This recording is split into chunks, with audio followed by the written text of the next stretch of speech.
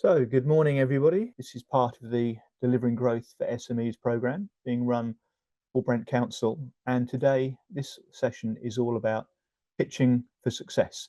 And as you can see in the blue on the center of the green here, it's about preparing to meet the buyer. So, we do have a Meet the Buyer event happening in a couple of days' time. For those of you who haven't yet signed on, please do so because there will be lots of spaces for you to meet a buyer, but we would like to know that you're coming. So today, that's me.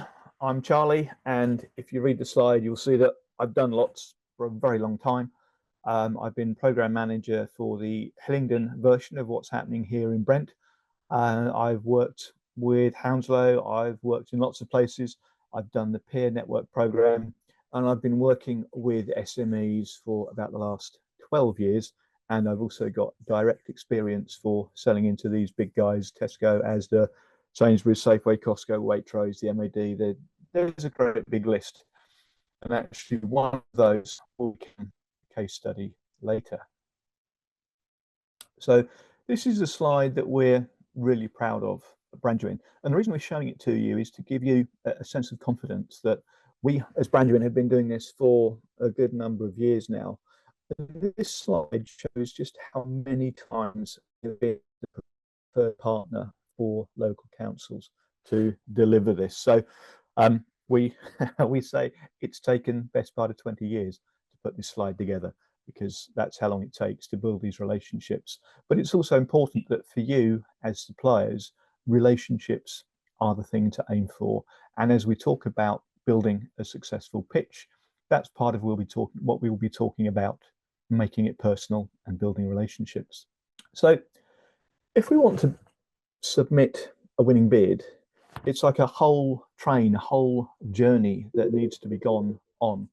And you start by engaging with procurement, and we give you some help there. We can give you links. The Meet the Buyer event that's on the right-hand side of the slide is a great opportunity to engage with procurement.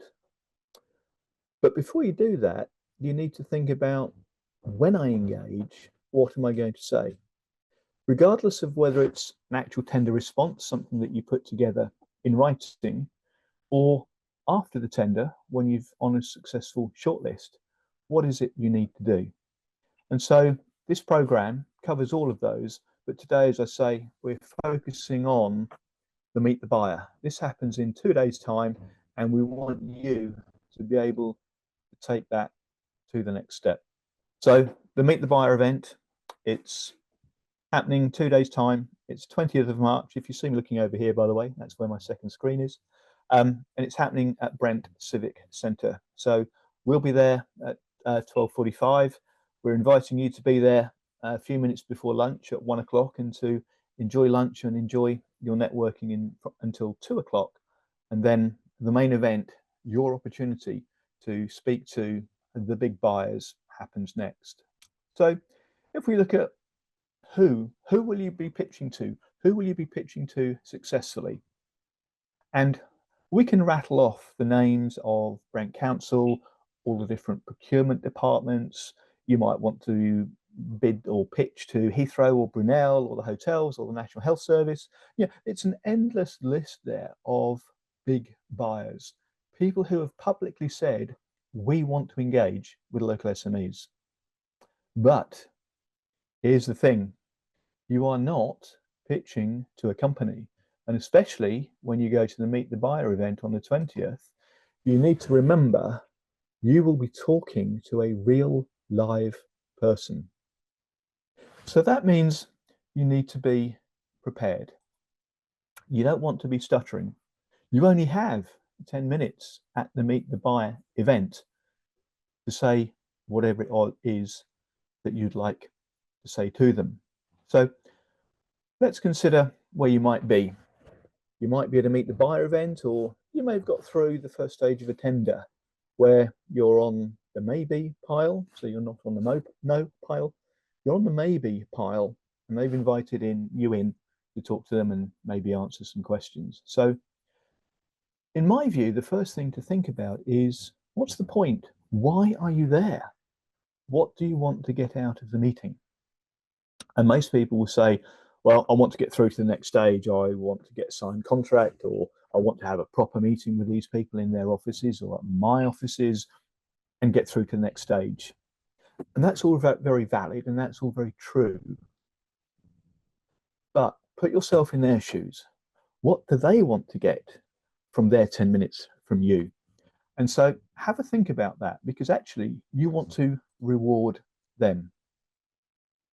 You want them to say, I'm really glad that that particular SME from that company came in because I'm fired up and I want to do business with them. So whatever it is you want to do as a result of being at the Meet the Buyer event, have that top of mind and aim towards it. So what does a good pitch look like? Well, I've said it's personal. I've said it needs to be well structured because you don't have a huge length of time. So you need to ask or say the right things, and you will be able to expect responses from them. And if you can wow them, if they can remember you because of something you've said, then that's good. So what is a pitch? Put simply, I think it's a sales opportunity to sell yourself, sell the next meeting, to sell whatever it is. And a pitch or a sales opportunity come in all different sorts of shapes and sizes. The very generic ones are the printed flyers. You print them off, they're ever so cheap to do, relatively easy to do, especially if you had a good creative designer working with you. And it might be something you hand out at a trade show so people can remember you. Then next up, social media. Takes a bit more time, takes a bit more effort. It may or may not be better focused, and it does give you national coverage, areas that you couldn't easily travel to. But of course, today's social media boast is gone tomorrow. So it does have to be reinforced and it does have to be refreshed. So a webinar, a bit like today, it's very focused. It's usually an audience that have actively chosen to be here. That's you guys. And it can be in the number of tens of people, it can be hundreds of people. Takes a good deal of organization on our part. We, I hope it comes through. We rehearse this. We like to think that I know what I'm talking to you about. And then face to face. This is what will happen at the Meet the Buyer event. You will have 10 minutes dedicated time looking at the eyeballs of the person who's there from the big buyer. So if you do well, you celebrate. You have met the objective that you set for that 10-minute pitch. And if you do badly, if you stutter or you aren't, can you see how it's going downhill? It's because I'm not quite sure how. Yes, yeah, the weather's very nice. Yes, yeah. Hang on a minute. Let me get a pen because I'll take some notes. When it isn't well prepared and it stumbles, it doesn't reflect well on you or your business or your product. So please have a think about it. Listen to what we're doing today and shine. Do well on the 20th when you come and see us. So a good pitch. It's about what they want to hear. It's got very little to do with you, funnily enough, because they want you to make their job easier. They want you to supply them with something that will make them go, wow, this is just what we've been looking for. Thank you. Thank you, thank you, thank you. So that means you need to do research. What might Heathrow be looking for? What might the NHS be looking for? What problem am I actually solving for them? And what else can I tell them about the way I solve the problem that creates even more benefits for them? So what we're saying, of course, is tell them what they want to hear. And if you've been on a one-to-one, you'll be familiar with the term value proposition, and it should do what it says on the tin. It should show your value, what will make a difference to them, and it comes in the form of a proposal that is written in their language that makes them think, oh, good, great, yes, fantastic. with a big headline first. And again, I would say rehearse it before you go, because normally you think, oh, I forgot to, oh. And that's not what you want on the day. You want to be calm and measured and fantastic in your delivery.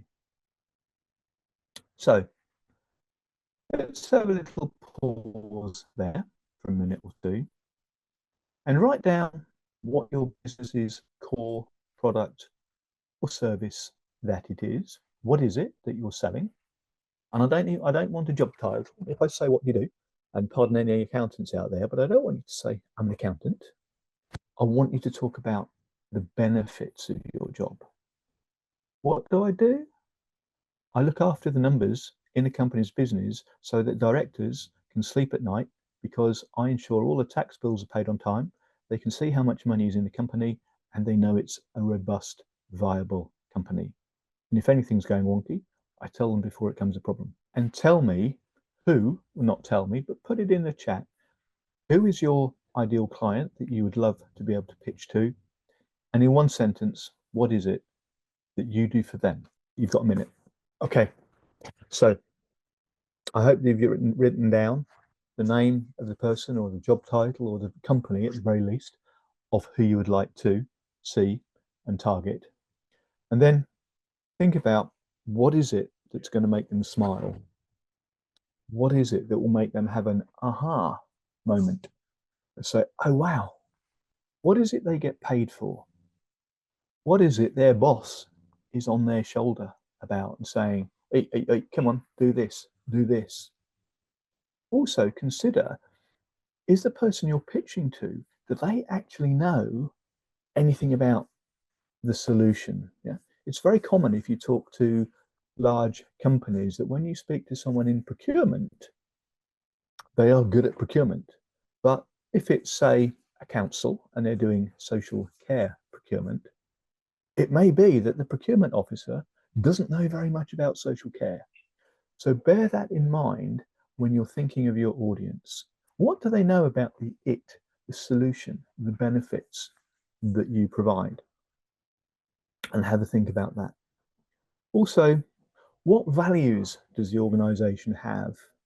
It's very common for bigger organizations to be strong on policy statements, and they might ask you if you have any. So think about it and be able to say, oh yes, we've got those, I can get those for you. Just think about, what is it that impresses them?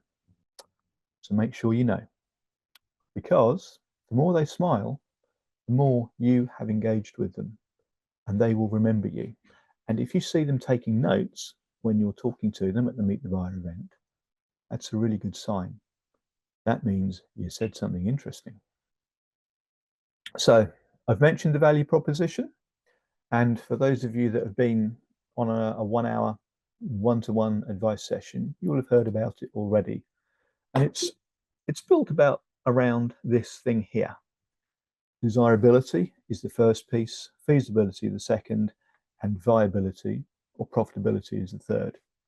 And this is where we need to focus when we're trying to get someone's interest here, because we want to be desirable and we want them to feel it. So it's about what you do. And if we go back a stage, before you sit in front of that buyer on Thursday, or before you're going to a sales pitch, what does the person you're about to meet with know about you? And I'll tell you this, for a Meet the Buyer event, your name will be in a timetable for them with your company name. That's it. So if they recognize your company name, they will have picked up some previous knowledge. But generally, if you're an SME engaging with a buyer for the first time, they will know zero, nothing about you. So it's up to you to tell them how great you are and what you do. Everything that's good and about your strengths. Because if you don't tell them, there's a gap in their knowledge and they won't know. And remember that it's about what would excite this buyer what would really interest them? And if it's worth a lot of money to you as an SME, then make jolly sure you put in the required amount of effort, because you will only get one chance to do this. 10 minutes, do it or die. Another way we can look at this is, why us? And please do not use expressions like, we have a fantastic customer service department. Really? So does everyone else.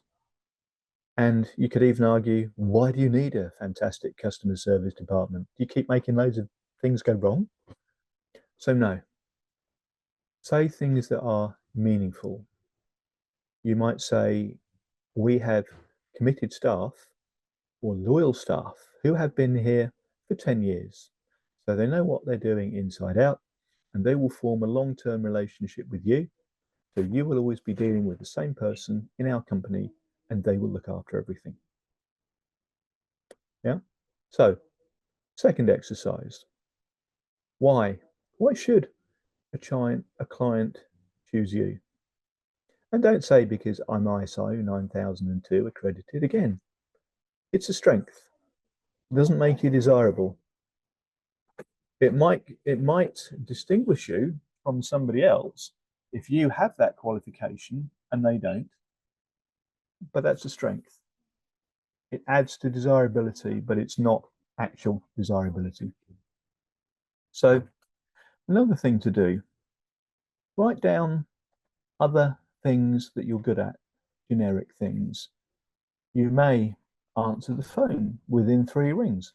A very old-fashioned idea, because normally either there's no phone number to get hold of somebody and you have to use email, or it might be that it goes to an automatic call handling system.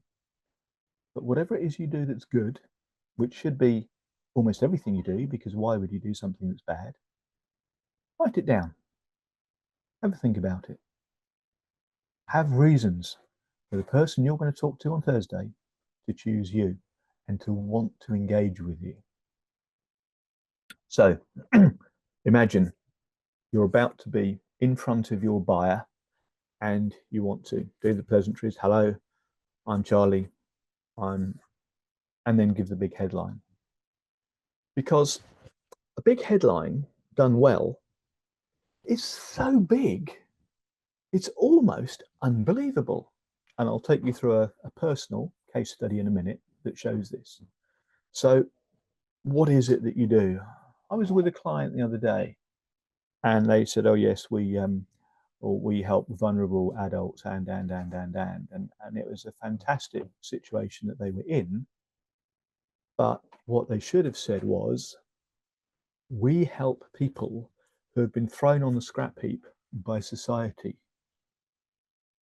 Wow. Blimey. Say that again. We help vulnerable people that have been thrown on the scrap heap by society. That's a big heading. And it invites, tell me more from the person you're talking to. So, wow, how do you mean? Well, these people have come out of the system. They're not in social care. They're not being looked after by the council. They're not getting much money to have a life, and things are really tricky for them. So we help them get back. We help them re-engage with suppliers, whatever it is they need. So having had the big headline, you can then move on so that when they say, tell me more, have facts ready to back up what you just said. Also anticipate the questions they'll ask so that you can be fluent in answering them.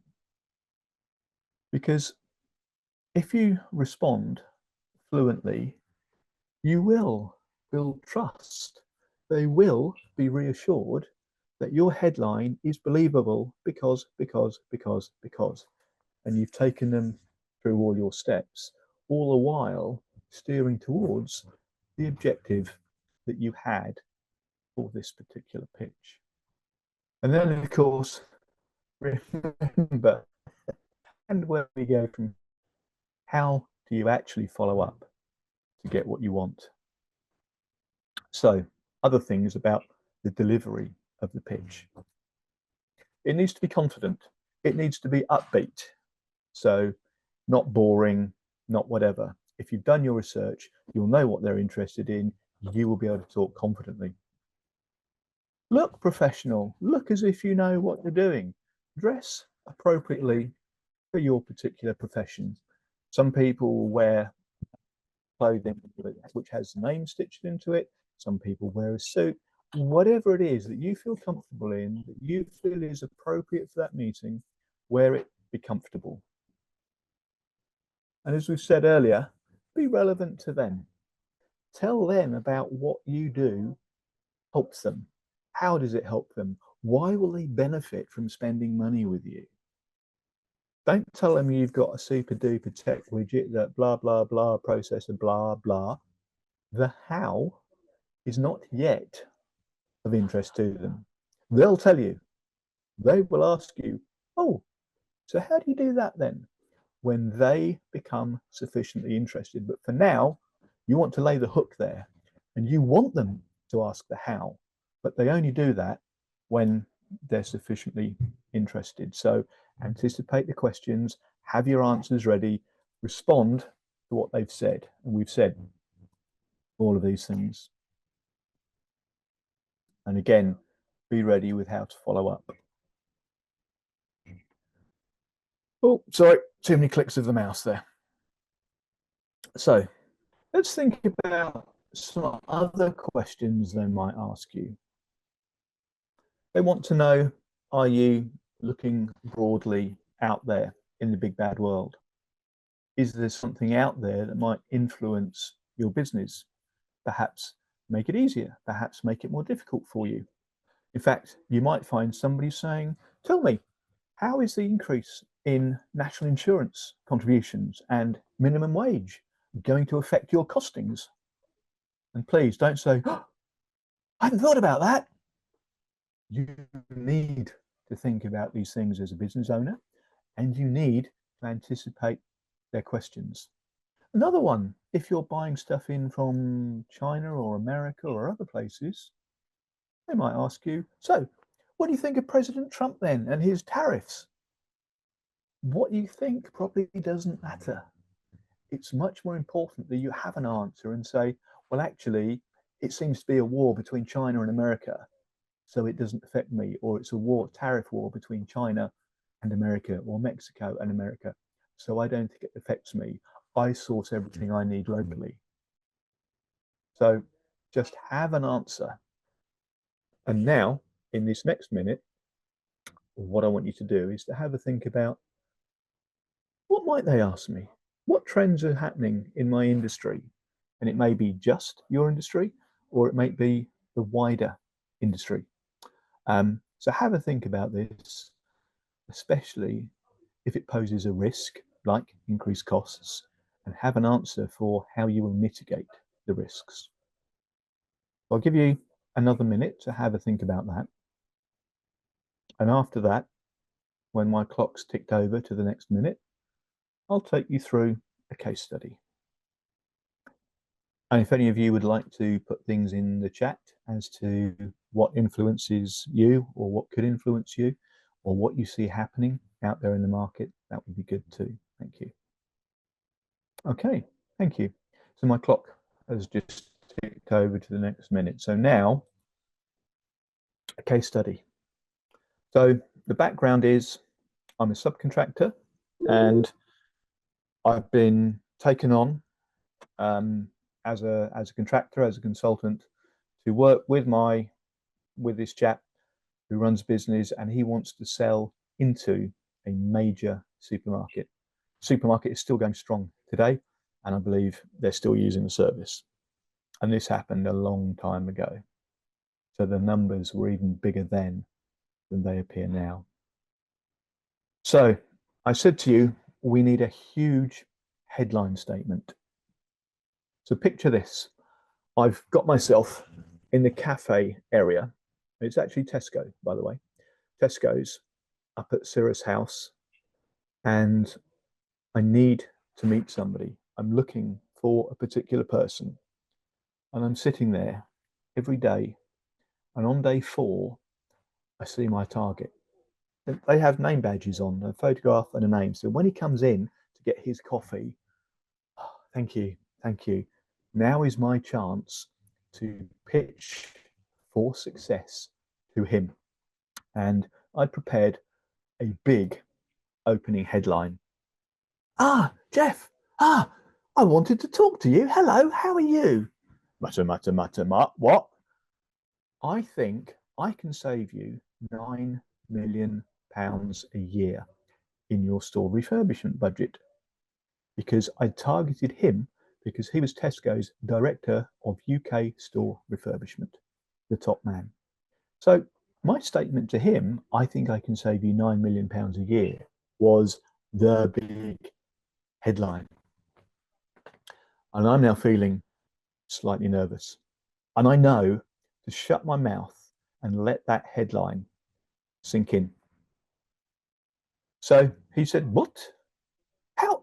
What? How on earth can you do that? So a brief explanation. Well, I've done some calculations based on what I can find out being outside the Tesco organization, but I think you spend approximately £25 million a year on refurbishment of in-store fridges. And he knew what that meant. And I said, I know that I can offer you a better service for £14 million. Okay, tell me more. What does it involve? And I said, well, actually, it's quite important as to what it doesn't involve. Because just to give you some background, in the old days, before this came into Tesco's, when a fridge was old and tatty, it had to be removed. Lots of complication, emptying the fridges, emptying all the gas out, undoing all the electrical connections, and physically breaking the fridges down into pieces small enough to go out through the door. And it was a major, major exercise. We could give them the finished result they wanted without emptying the fridge or the freezer. So no chance of food going off. No old equipment that has to be decommissioned, degassed, because there's lots and lots of regulations about that. And also, we would do the job overnight. So in the times before 24-hour opening, the store would open again in the morning, looking bright and shiny, looking as if there was a new fridge there. So I told him that's what we don't do, these are the advantages. Would that be of interest, sir? And of course, the answer was yes. So can I show you my figures? To which the response was, yes, please. So I showed him my figures and I'm waiting for the response. It's not what I was hoping for. Because what he actually said to me was, well, very impressive figures, Charlie, but I'm afraid they're wrong. Can you imagine how I felt? I'm like, I've done all this research. I'm sure I'm right. And he's telling me my figures are wrong. Oh, um, which, sorry, well, I'm sorry. I'm not in Tesco, so I didn't expect to have numbers back on, bang on. But what's the problem? He said, from what you've told me, I think it's nearer £12 million a year you're going to save me. Oh, oh boy. My pulse, my heart rate can go down again now. And I said, great, thank you. Well, that's fantastic. Where do we go from here? Should I revise my figures? What do you want me to do? And being the man from Tesco's, he said, yes, please, revise your numbers. I'll send you some stuff through now. Can you have it ready for me day after tomorrow? So I'm thinking, like, calm exterior. Yes, of course. Thank you very much. And then you back out because the objective was met. I wanted to have a serious conversation about somebody who would give me another meeting. And he did. So, as you can imagine, I had lots of work to do in the following 24 hours. And as they say, the rest is history.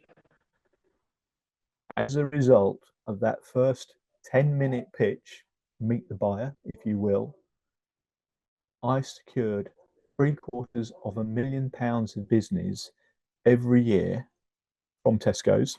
And of course, once you crack one big customer, you can take the same story, different research, same story to the next customer. So we worked for Tesco's, for what was then Safeways, for Waitrose, for Marks and Spencer's, and the turnover of this relatively small company, it was about 500,000 when the boss got me in. Tesco's took it up to just 1.5, nearly 2 million, and it was a £5 million business within 2 years. So that's what happens when you get the pitch right. So what I would say is, what I wanted to have given you today was the thought process about how do I handle myself? What do I say? What research do I need to do? Make sure that if you haven't had a one-to-one, you certainly have one, because it will improve everything that you do when you talk to people, either through the written tender process or at the Meet the Buyer event. But for now, for those of you that are coming on Thursday, think. What do you want? What do you do? What are the good bits? What will they love to hear about? Use everything that we give you on this program. There are webinars that also help. There is the Branduin YouTube channel. If you have time, go and look at some of those things. If you're familiar with the business model canvas, remember your customer segment, whichever of the big buyers you want to go and see, that's your customer segment. Think about your value proposition. Think about how you build it in their language and combine the strengths you have. So if you do have accreditations, ISO 9000, if your people have professional qualifications where you can show a certificate, those are the sorts of things that you can blend in to your conversation if you feel they're relevant.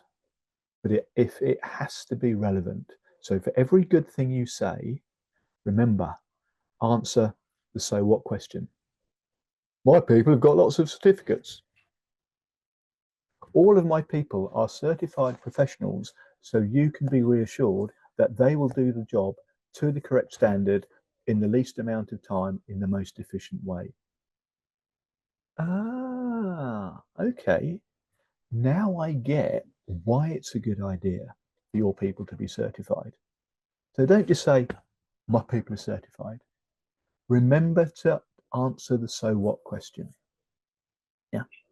It might be that if you're involved in almost anything to do with a big company and all of your people wear logoed workwear, bring that up. And of course, all of our people wear logoed workwear so that they are instantly recognizable to all of your staff who will understand why they're there. Because most people would be a bit worried if there was a stranger wandering around the place. Why are you there? What are you doing? Who are you? And it can create tension. So everything you do that's good, which should be everything, should interest the buyer. Pick out the most relevant ones that will excite them the most. Because you have to engage with them. You're not talking to a company, you're talking to a buyer, a procurement person. So make it relevant, make it personal. So what I'm hoping you'll take away from today are 3 actions. One is think about who you're going to pitch to. The second one is what you're going to say to them. And the third one is the reason why. What is the objective that you want to get from having that 10-minute pitch with them? And then go do it. Because tomorrow, you can see down here, this is the event, and you can see today we're preparing for that pitch. And hopefully all of these other things you will have been to, and they are on the YouTube channel. So again, I encourage you, this is the channel. You can see here how to improve things. These are resources that are put there for you so that you can do better. Brent Council wants you as SMEs to succeed because that creates a win-win. Your business grows, you hire more people, more people spend money in the borough, so more other businesses can thrive. So we're creating a win-win situation here between us all. I've mentioned before one-to-one sessions. If you haven't been on them, I really, really urge you to do so, because there will be an expert who will spend an hour with you. They need to ask you a few questions. They need to understand your business, but they would give you such a good hour that it'd be well worth your time. And you should come away with your own, wow, that was fantastically worth it. So certainly urge you to do that. And I've mentioned as well, we offer you a lot, and you can see here there's a whole list of online tools, documents that you can read that will allow you to create a better response, so that if, as a result of you doing a good pitch on Thursday, you are offered a tender to respond to, by using all of this information here, by going and watching all the webinars we've said, by going on to one-to-ones that we offer you, you should win. You should really have an unstoppable tender, because the tender should simply tell your story, and it should tell the person at the other end why you're the best. And the tools that we give you help you to explain that clearly and logically, so you become the preferred supplier. So you've done all of this. If you haven't had a one-to-one session, take a note here. Your local expert is Tracy James. She's got a phone number there. She's got an email there. So send her an email and see if you can book a one-to-one. It obviously won't happen before the Meet the Buyer session on Thursday, and if you do everything well with your pitch, even if they didn't know they wanted what you had, you can send them an expression of interest. So it's you putting down in writing all your good stuff, just like a tender response, and they read it and they should come back to you and say, wow, yes, you're right. We do need your services or your product. And then it goes on and you develop your winning bid. So coming back to today and coming back to Thursday, it's all been about how do we successfully meet the buyer. So number one, register and be there. You can see the times on the screen. And if you haven't yet registered, there is still time to do so. There are still quite a few places available. And when you register, you will be able to, we will send you a list of who is there. You can see most of the names up on the side, and we will give you a 10-minute slot with the big buyer of your choice. So I really, really commend you to register. Okay, thank you very much. That's all from me.